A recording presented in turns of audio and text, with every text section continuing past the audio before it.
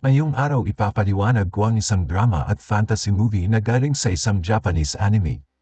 Ito ay pinamagatang Tokyo Revengers.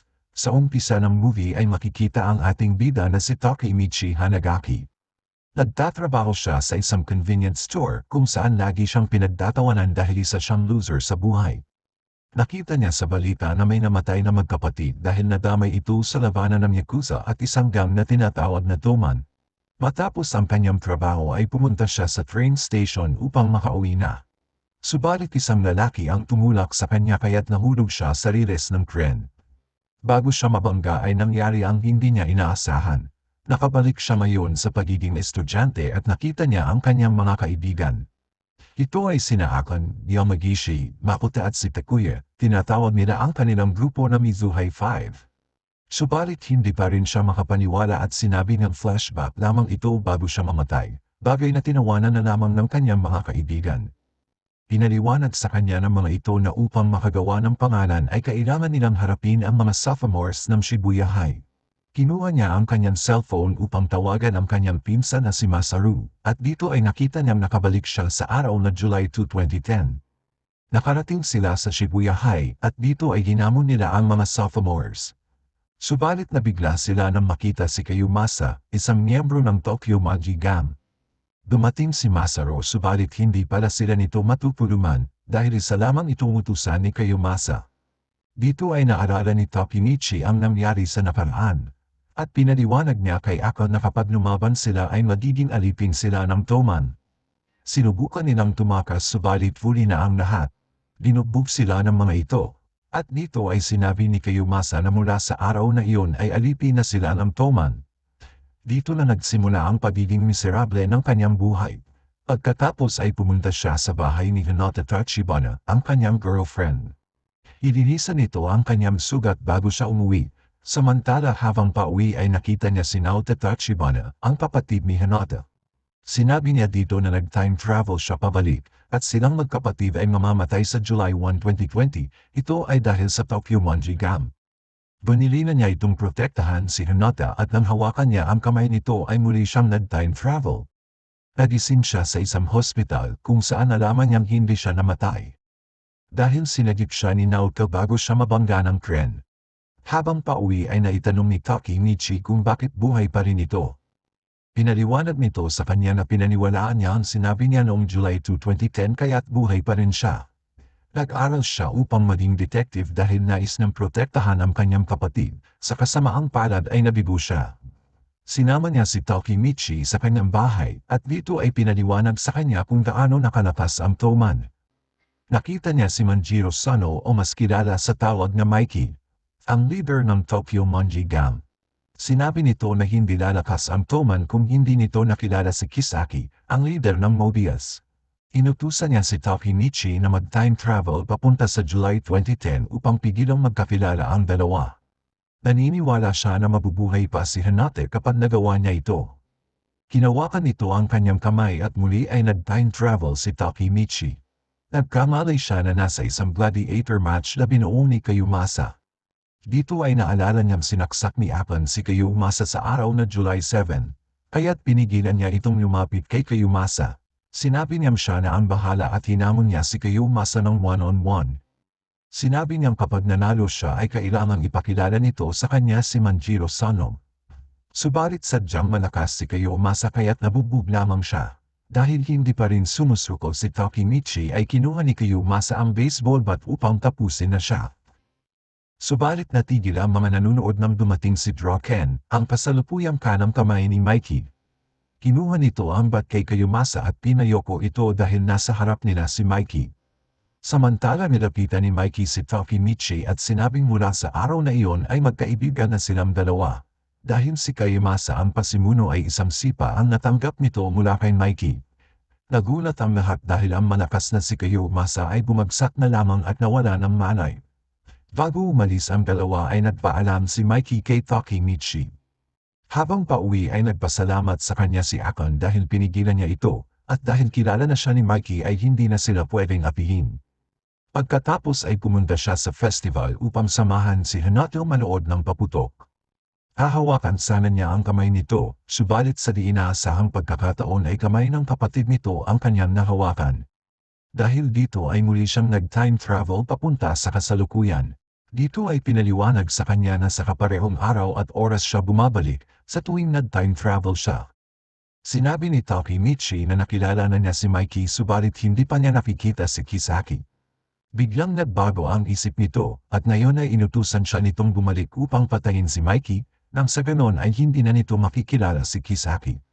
Subalit nang bumalik siya ay nakita niyang hindi niya kayang gawin iyon. Dahil sa kasalukuyan ay binubugbog ni Draken at Mikey ang mga outsider na pumasok sa kanilang eskwelahan. At sa huli ay inapakan ng mga ito ng dalawa habang nakadapa sa sahig. Sinama ng dalawa si Takemichi subalit biglang dumating si Hinata at sinampal nito si Mikey. Aalis na sana sila subalit bigla silang hinawakan ni Draken. Akala niya ay sasaktan sila subalit bigla na lamang nagtawanan si Draken at Mikey. Sinabi nito na hindi sila nananakit ng babae at nagpaalam sila kay Hinata na isasama nila si Takemichi. Sa may ilog ay niyaya siya ni Mikey na sumama sa kanila, ito ay dahil may katangian siya na meron ng bawat kasapi ng Toman. Pumunta siya sa meeting at dito ay nakita niya muli si Kayumasa. Pagdating ng dalawa ay pinaalis ni Draken si Kayumasa, dahil sa ginawa nitong gladiator match ay inalisan na niya ito ng karapatan bilang kasapi ng Toman. Inaliwanag ni Mikey na magkakaroon ng all-out war sa pagitan ng Toman at Mobius, ang gang ni Kisaki. Ito ay dahil sinaktan ng mga ito ang isang kaibigan ni Pa. Ang hindi nila matanggap ay pati babae ay binugbog ng mga ito, bagay na hindi gagawin ng Toman gang.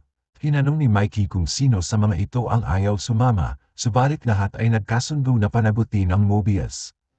Dagdag pa niya na magaganap ang showdown sa Musashi Festival sa ika-13 ng July. Nang bumalik siya sa kasalukuyan ay sinabi niya na nais na makausap si Mikey, subalit sinabi nitong imposible ito. Habang naghahanap ng ibang paraan ay nakita niya ang larawan ni Akon, sinabi ni Naoto na nakulong ito dahil sinaksak nito si Kayumasa. Dito ay sinabi ni Takemichi na napigilan niyang mangyari iyon, kaya't tiningnan nila ang mga balita at nakitang may nagbago sa mga ito.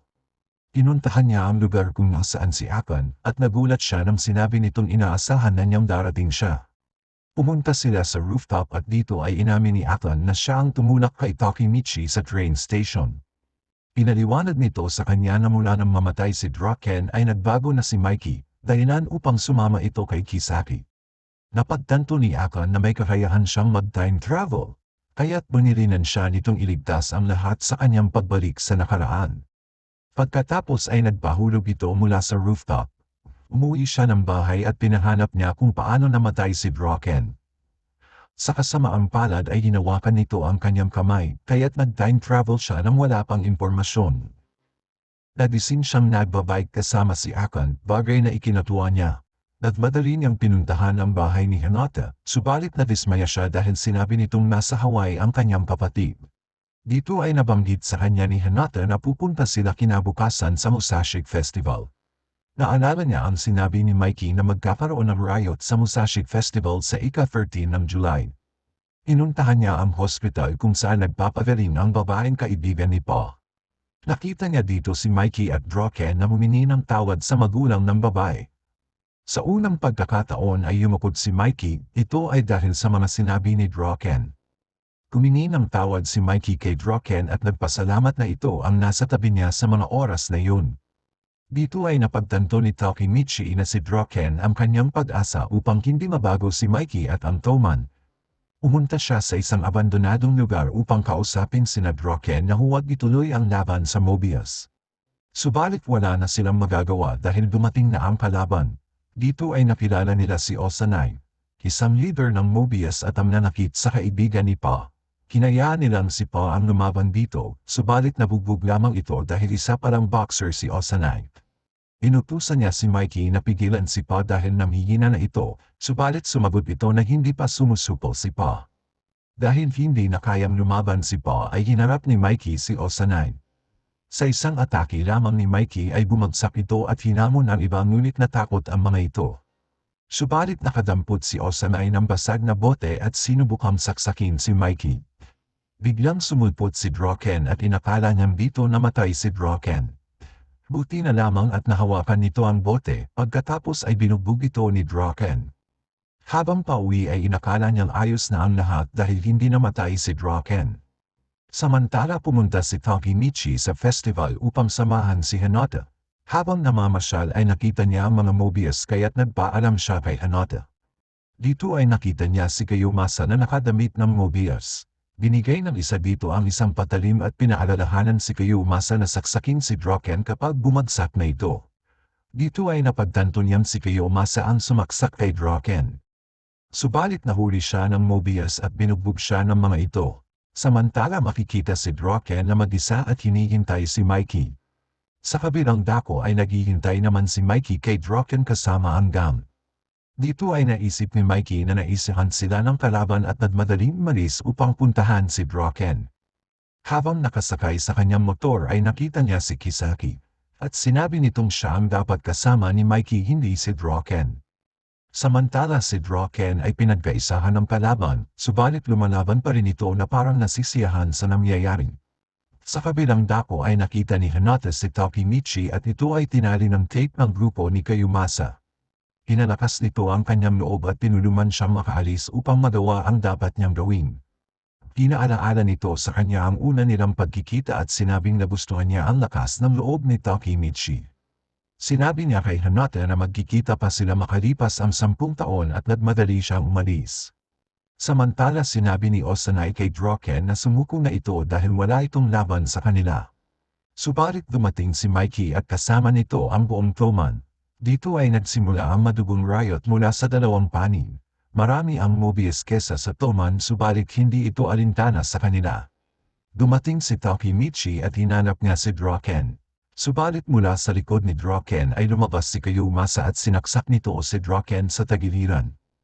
Nagmadali siyang lumapit kay Draken upang tulungan ito. Lalapitan din sana ito ni Mikey, subalit hinarang ito ni Osanai at naglaban ang dalawa. Sinabi ni Mikey sa kanya na siya na ang bahala kay Draken. Niluwat niya ito subalit hinarang sila ng kalaban, dito ay dumating sina Aklan at hinarap ang kalaban upang mailigtas si Draken. Sa kasamaang palad ay nakita sila ni Kayumasa at sinabi ni Draken na ibaba siya upang labanan ito. Nilagay niya si Draken sa gilid at hinamon si Kayumasa sa isang gladiator match. Nagumpisa ang laban subalit muli ay nabugbog lamang siya. Sa huli ay nagawa niyang sakalin ito na dahilan upang mawalan ito ng malay. Samantala ay si Mikey na lamang ang natirang nakatayo at isa-isa niyang tinawag ang kanyang mga kasama. Dinala nila si Draken sa hospital at naghintay sila sa labas ng operating room. Binigyan ni Mikey ng pagkain ang mga ito at sinabing magtiwala lamang dahil hindi mamamatay si Draken. Maya-maya ay lumabas ang doktor at sinabi sa kanilang matagumpay ang naging operasyon kaya't mabubuhay si Draken. Dahil dito ay nagsaya ang lahat, subalit si Mikey ay nasa isang sulok lamang.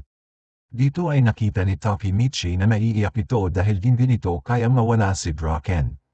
Lumabas si Takemichi at masayang tumakbo dahil nagawa niyang masagip ang buhay ng mga taong mahalaga sa kanya. Hindi niya napansin na nadaanan niya si Akon na isa ng ganap na hairstylist. Samantala habang nakatingin sa kanyang laptop ay nakita ni Naoto na unti-unting nawawala ang tattoo ni Mikey, ibig sabihin ay hindi namatay si Draken. Nagmadali niyang pinuntahan ang tirahan ni Naoto upang alamin kung nasaan si Hinata. Nagulat siya nang makitang si Hinata mismo ang nagbukas ng pinto, bagay na ikinatuwa niya.